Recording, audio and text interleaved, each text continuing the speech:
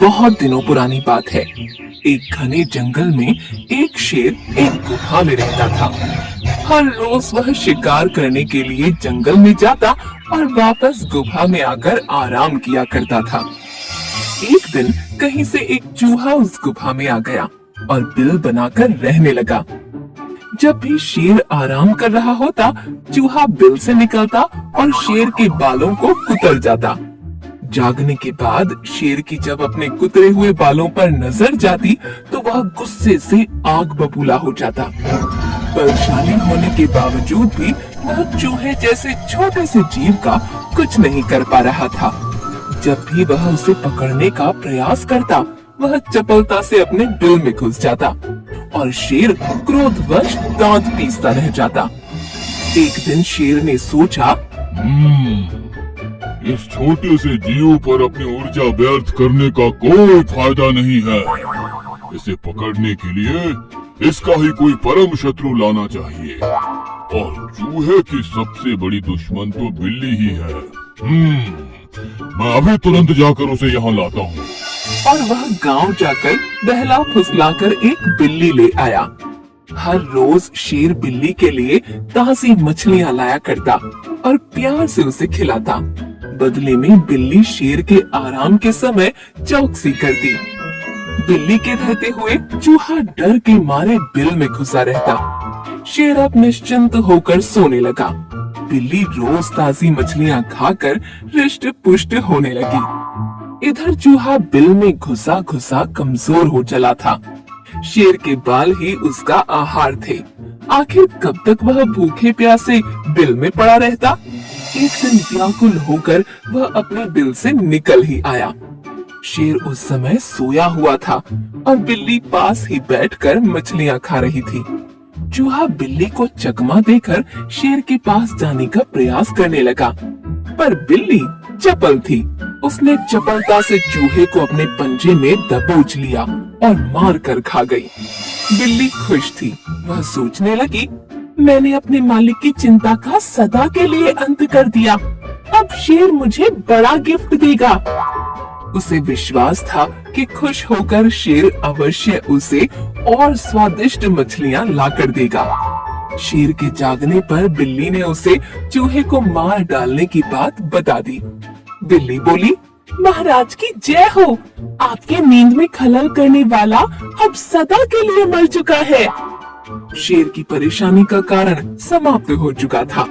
वह बड़ा खुश हुआ, पर अब बिल्ली उसके किसी काम की नहीं रही थी। शेर ने मन में सोचा, अरे वाह, ये तो बहुत अच्छा हुआ कि चूहा मर गया। अब मैं रोज आराम से अपनी नींद पूरी करूंगा।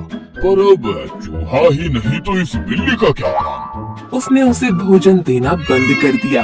बिना भोजन के बिल्ली कमजोर होने लगी।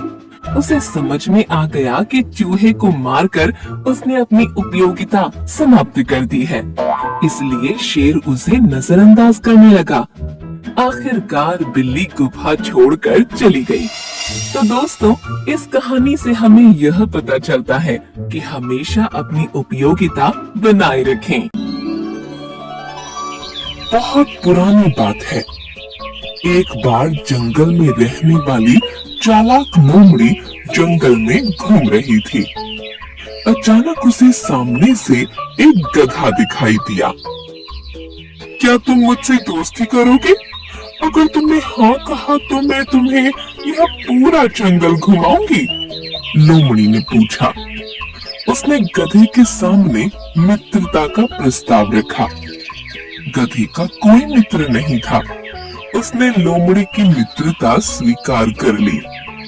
दोनों ने एक दूसरे को वचन दिया कि वे सदा एक दूसरे की सहायता करेंगे।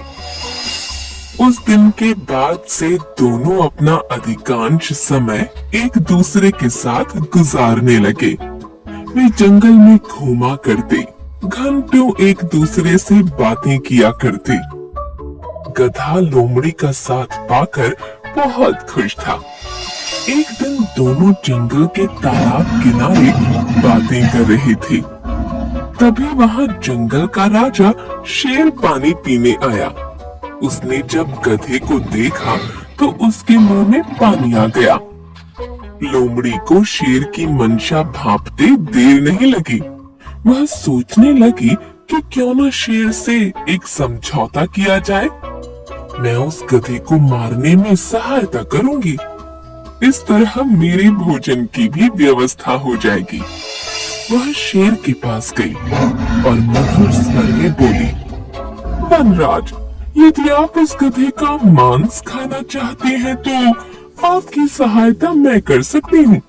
बस आप मुझे वचन दें कि आप मुझे कोई नुकसान नहीं पहुँचाएंगे और थोड़ा मांस मुझे भी दे देंगे। शेर भला सामने से आ रहे प्रस्ताव को क्यों अस्वीकार करता? वह मान गया।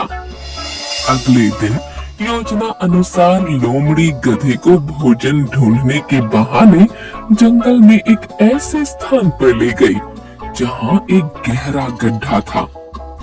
लोमड़ी की बातों में उलझे गधे की दृष्टि गड्ढे पर नहीं पड़ी और वह उसमें गिर पड़ा। लोमड़ी ने तुरंत पेड़ के पीछे छुपे शेर को इशारा कर दिया। शेर भी इसी अवसर की ताक में था। उसने पहले लोमड़ी पर हमला किया और उसे मारकर छककर उसका मांस खाया। बाद में उसने गधे को मारकर उसके मांस की दावत उड़ाई। इस कहानी से हमें यह पता चलता है कि मित्र को धोखा देने वाले का परिणाम बुरा होता है। गर्मी का मौसम आ गया था। बिहार के जंगल के पास आम और अमरूद के पेड़ों पर फल लग गए थे। तोतों के झुंड हमेशा पेड़ों के पास मंडराते रहते थे, फल खाते रहते थे। उनकी टेंटे की आवाजें बंद होने का नाम ही नहीं लेती थी। शाम होने वाली थी। अधिकांश तोते वहां से जा चुके थे। कुछ गिने चुने तोतों के बीच एक लाल रंग का अप्पू तोता फल खाने में व्यस्त था। वहीं एक सफेद रंग का श्वेत कबूतर भी था। लगता है तुम्हारा पेट अभी भरा नहीं है। क्या करूं भैया, आज देरी से आया हूं। अभी तो शुरुआत हुई है। तुम क्या जाने की तैयारी में हो? सूरज ढलने वाला है। अंधेरा होने पर अपना बसेरा ही सुरक्षित नजर आता है। कुछ दिखाई भी तो नहीं देता। ज्यादा तो मैं भी चाहता हूँ, लेकिन कुछ फल लेकर जाऊंगा। क्या रात में भी खाते हो? अरे नहीं, मैं अपने खाने के लिए नहीं, बल्कि दो बच्चों को खिलाने के लिए ले जाता हूँ। सवेरे सूरज की पहली किरण के साथ उनकी चोंच में कुछ जाना चाहिए, वरना ये पूरा घोंसला सर पर उठा लेंगे। दिन भर अप्पू चाचा की रट लगाते रहते हैं। दिन में कई बार उनके खाने का इंतजाम करता हूँ। इसी में समय बीत जाता है। उन बच्चों की माँ क्या करती है? उनकी माँ नहीं है। बेचारी गौरैया ने एक बाघ से उन बच्चों को बचाते बचाते अपने प्राण दे दिए। वो बच्चे गौरैया के हैं? हाँ, गौरैया के ही बच्चे हैं। अब मेरे साथ रहते हैं। मुझे अपना चाचा कहते हैं।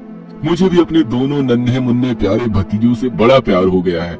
सवेरे सवेरे उनकी चू चू सुनकर दिल खुश हो जाता है। हाँ, शायद इसीलिए कहा जाता है कि एक न एक डोर से हर कोई बंधा होता है। जिसका कोई भी नहीं, उसका खुदा होता है। वही खुदा किसी न किसी बंदे को भेज देता है।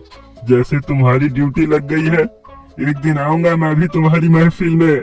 प्रिय भतीजों का भी दीदार मुझे करना है। इतना कहकर श्वेत कबूतर उड़ गया और अप्पू तोता अपने भतीजों के सवेरे के नाश्ते का इंतजाम करने लगा। सब पक्षी चले गए थे। अकेला अप्पू बच्चों के लिए नरम फल ढूंढ रहा था। सूर्यास्त हो गया। बड़ी मुश्किल से उसे एक फल मिला और वह उसे लेकर अपने इलाके की ओर उड़ गया। रास्ते में बड़े उल्लू गप्पू ने उसे देख लिया। अरे अप्पू भैया, नाइट में तो हम उड़ते हैं, तुम कैसे आज फ्लाई कर रहे हो? तुम्हें ठीक से दिखाई नहीं पड़ रहा होगा, कहीं एक्सीडेंट हो सकता है। गप्पू भैया, बात तो सही कह रहे हो, मुझे इतनी देर नहीं करनी चाहिए। अरे ज्यादा टेंशन मत लो यार, ये गप्पू किस दिन काम आएगा। अंधेरी रात में हम तुम्हें रास्ता दिखाएगा। Come on, follow me. मैं आगे उड़ता हूँ, पीछे पीछे आ जाओ। दोनों साथ साथ उड़ने लगे। गप्पू भैया, एक बात बताओ, ये अंग्रेजी कहाँ से सीख लिए? Very interesting. ऐसा है, एक बार हम फॉरेस्ट ऑफिसर जॉन डिसोजा के बंगले के बगल वाले पेड़ पर अपना होम बनाए थे। वो ऑफिसर रोज सिगार पीते हुए आधा अंग्रेजी आधा हिंदी में गिटिर पिटिर करता था। पहले हमारे माइंड में कुछ नहीं उतरता था, धीरे धीरे हम अंग्रेजी को सही से पकड़ने लगे। भैया सीखकर हम भी गिटिर पिटिर करने लगे। अब तो हम अंग्रेजी में फ्लाई करना भी जानते हैं। भैया कुछ भी कहे, तुम बहुत क्या कहते हैं, इंटरेस्टिंग। हाँ, इंटरेस्टिंग बंदे हो। ये है हमारी कंपनी का असर। मतलब थोड़ी देर का साथ मिला और हमारे से अंग्रेजी सीख गए। डेली मिलो तो हम तुमको मास्टर बना दे। यही रात वाला डर लगता है, वरना हम तो रोज आपसे ट्यूशन लेते, बदले में अमरूद देते। अच्छा भैया, हमारा होम आ गया है, हमारे जाए बगैर नौटी बच्चे सोते ही नहीं है। गप्पू उल्लू अप्पू तोता को पहुंचाकर वापस लौट गया। अप्पू तोता अपने घोंसले में पहुंच गया। उसने देखा एक बच्चा पप्पू अंदर बैठा है और दूसरा चप्पू दिखाई नहीं पड़ रहा। अप्पू तोता परेशान हो गया। अरे पप्पू, चप्पू कहाँ गया? चाचा वह आज बहुत भटक रहा था, कह रहा था मैं उड़ना जानता हूँ। चाचा मुझे नहीं सिखाते, मैं अकेले उड़ूंगा। मैंने उसे रोका तो कहने लगा तू यहीं बैठा रह, मैं सैर सपाटा करके आता हूँ।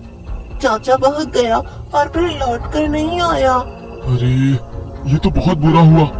चप्पू को कहाँ ढूंढा जाए? श्वेत कबूतर को बुलाता हूँ। पप्पू तुम उनके साथ रुकना, मैं चप्पू को ढूंढ लूंगा। कुछ देर बाद श्वेत कबूतर अप्पू के पास आ गया और पप्पू की रखवाली करने बैठ गया। अप्पू तोता चप्पू को ढूंढने निकल पड़ा। रात में उसे कुछ भी सूझ नहीं रहा था। चप्पू बेटा कहाँ हो? चप्पू कहाँ हो बेटा? अप्पू की आवाज सुनकर उल्लू गप्पू उड़कर उसके पास आ गया। अरे अप्पू, चप्पू चप्पू साउट करके किसको सर्च कर रहे हो? अरे गप्पू भैया, मेरा भतीजा चप्पू कहीं चला गया है, उसका कहीं पता नहीं चल रहा है। मैं बहुत परेशान हूँ। डोंट वरी मैन, मेरे साथ चलो, मैं तुम्हारी मदद करूँगा, चप्पू को ढूंढ निकालूंगा। वह पूरा जंगल छानने लगे। बहुत समय बीत गया लेकिन चप्पू का कहीं पता नहीं लगा। अचानक उल्लू गप्पू की नजर एक पेड़ पर पड़ी। एक बड़ा सा सांप उस पर चढ़ रहा था। पेड़ की डाल के एक बड़े छेद से आवाज आई, बचाओ बचाओ, सांप आ रहा है, चाचा बचाओ। अरे ये तो चप्पू की आवाज है, उसे बचाना होगा। आई सी, मैं ठीक से देख पा रहा हूँ, जल्दी आओ, पहले सांप पर अटैक करो। उल्लू और तोता दोनों मिलकर सांप के ऊपर हमला कर देते हैं। दोनों की धारदार चोंच का सांप के ऊपर प्रहार होने लगा। सांप डर के मारे पीछे जाने लगा। ये स्नेक मेरे चप्पू को डरा रहा था। अच्छा हुआ हम लोग टाइम पर आया। अरे चप्पू, बाहर आ जा। हाँ मेरे बच्चे चप्पू, अब डर मत, तो सांप डर कर भाग गया, अब कोई खतरा नहीं है। चप्पू राजा बाहर आ जा। चप्पू बाहर आ गया। अप्पू तोते की जान में जान आई। बेटा चप्पू, मैंने तुम्हें हमेशा अपने भाई पप्पू के साथ घोंसले में रहने के लिए कहा था, लेकिन तुमने मेरी बात नहीं मानी और इतनी परेशानी उठानी पड़ी। तुम परेशान हुए, हम भी परेशान हुए और साथ ही गप्पू चाचा भी परेशान हुए। यदि जरा सी भी देर हो जाती तो न जाने क्या होता। इसीलिए भविष्य में कभी भी बिना आज्ञा के कहीं मत जाना। ठीक है चाचा, अब ऐसी गलती दोबारा नहीं करूँगा, मुझे क्षमा कीजिए। बच्चा सॉरी बोलता मैन, उसको माफ कर दो। बच्चा, don't repeat this mistake again, ऐसा मत करना। Okay uncle. अरे ये भी इंग्लिश सीख गया। और सबके चेहरे खिल गए। मूर्ख भालू। एक घने जंगल में एक भालू रहता था। एक दिन उसे बहुत जोरों की भूख लगी, पर उसे खाने के लिए कुछ न मिला। फिर वह खाना ढूंढने के चक्कर में एक तालाब के पास आया। तालाब में छोटी छोटी मछलियां पानी में तैर रही थीं।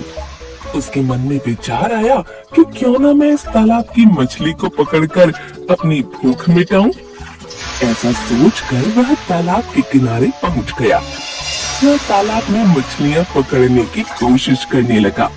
आखिर बहुत मेहनत के बाद उसके हाथ एक मछली लगी और वह मछली को देखकर बोला, अरे यार, ये मछली तो बहुत छोटी है, इससे मेरा पेट नहीं भरने वाला। ऐसा करता हूँ कि इस मछली को छोड़ देता हूँ और नई बड़ी मछली पकड़ता हूँ। ऐसा कहकर उसने वह छोटी मछली पानी में फिर से छोड़ दी। फिर कुछ देरी के बाद वह पानी में मछली पकड़ने लगा। बहुत मेहनत के बाद फिर से उसके हाथ एक मछली लगी, लेकिन वह मछली भी छोटी थी। वह फिर से बोला, अरे यार, इतनी देर मेहनत करने के बाद फिर से छोटी मछली हाथ लगी। इस छोटी मछली से मेरे पेट की आग कैसे बुझेगी? ऐसा कहकर भालू ने वह मछली भी पानी में छोड़ दी। फिर क्या था, भालू फिर से मछलियां पकड़ने लगा। वह जो भी मछली पकड़ता वह छोटी होती, उससे तो उसका पेट भरने वाला नहीं था। बड़ी मछली पकड़ने के चक्कर में उसने छोटी छोटी मछलियां हाथ से छोड़ दी। ऐसा करते करते शाम हो गई, पर उसके हाथ बड़ी मछली नहीं लगी। अब वह भूखा होने के कारण मछलियां भी ठीक से पकड़ नहीं पा रहा था। वह बहुत थक गया और पानी में ही कुछ देर खड़ा रहा, इसी उम्मीद के साथ कि उसे एक बड़ी मछली मिल जाएगी। पर कुछ दूरी पर एक मगरमच्छ उसे बड़े ध्यान से देख रही थी। उसे उसका शिकार मिल गया था। वह धीरे से चुपके से भालू के पीछे से आई और भालू पर जोर से झपट पड़ी और अपने मुंह में पकड़कर उसे दूर पानी में ले गई। बेचारा भालू भूख के कारण थका हुआ था। उसके शरीर में अब शक्ति ही नहीं बची थी कि वह मगर का मुकाबला करे। अपनी जान से वह हाथ धो बैठा। खुद शिकार करने आया था पर दूसरे का ही शिकार हो गया। तो दोस्तों, यह कहानी हमें बताती है कि जो मिला उसमें संतुष्ट रहो, खुश रहो। ज्यादा लालच का अंजाम हमेशा बुरा ही होता है।